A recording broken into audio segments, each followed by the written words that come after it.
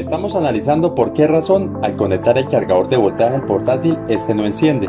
Retiramos la batería para verificar si el problema es generado por el acumulador, pero la falla reincide. Por nuestra experiencia de más de 13 años podemos decir que puede que haya un cortocircuito en la placa madre o mainboard, ya que el voltaje de la mayoría de los portátiles es de 19 voltios. Pero al conectar el cargador a la placa se genera un alto consumo y este cargador se protege bloqueando la salida de los 19 voltios. Lo que sucede es que cuando conectamos este pin acá deben haber 19 voltios, pero cuando medimos los 19 voltios en los extremos del positivo y negativo, los 19 voltios no están. Eso significa que hay un consumo que está alterando este voltaje. Entonces lo que pasa es que este integrado de esta placa está dañado. ¿Por qué está dañado? Porque está en cortocircuito. Entonces lo que vamos a hacer es reemplazarlo. Se desensambla el portátil para verificar esta falla, donde se aprecia que estos componentes están en cortocircuito. En algunos casos es fácil de determinar esta falla, ya que con solo medir los componentes se determina dónde se encuentra el corto, pero en otros casos es un poco más complejo.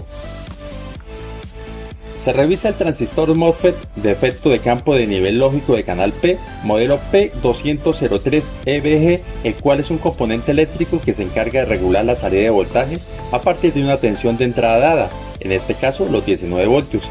Este transistor maneja una entrada de tensión de 30 voltios a una corriente de 9 amperios y es capaz de llegar a temperatura hasta de 150 grados centígrados. Se instala un reemplazo para este circuito superficial modelo MDS3604. No es el mismo modelo, pero comparte las mismas especificaciones técnicas tanto de voltaje y amperaje. Asimismo, se repara una parte del cortocircuito generado. Se hacen otras medidas de voltaje, pero encontramos otro MOSFET transistor tipo P modelo AON6414A, el cual utiliza una tecnología de zanja avanzada para proporcionar un excelente encendido, pero como no tenemos el mismo componente, hicimos el mismo procedimiento anterior.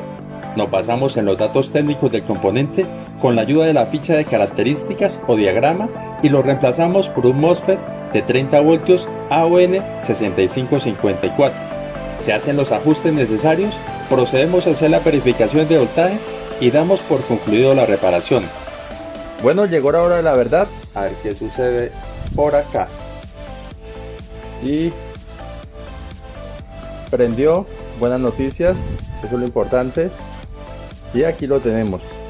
El computador está funcionando perfectamente. Para no dejarlos tan perdidos se preguntarán, ¿qué es un transistor MOSFET? Acá les explico. Los MOSFET de potencia son muy populares para aplicaciones de baja tensión, baja potencia y conmutación resistiva en altas frecuencias, como la mayoría de sistemas, fuentes de alimentación conmutadas, motores sin escobillas y aplicaciones como robótica y electrodomésticos, entre muchos otros. Utilizan dispositivos de control, los cuales controlan el flujo de energía que se transfiere a la carga. Estos dispositivos logran alta eficiencia variando su ciclo de trabajo para regular la tensión de salida.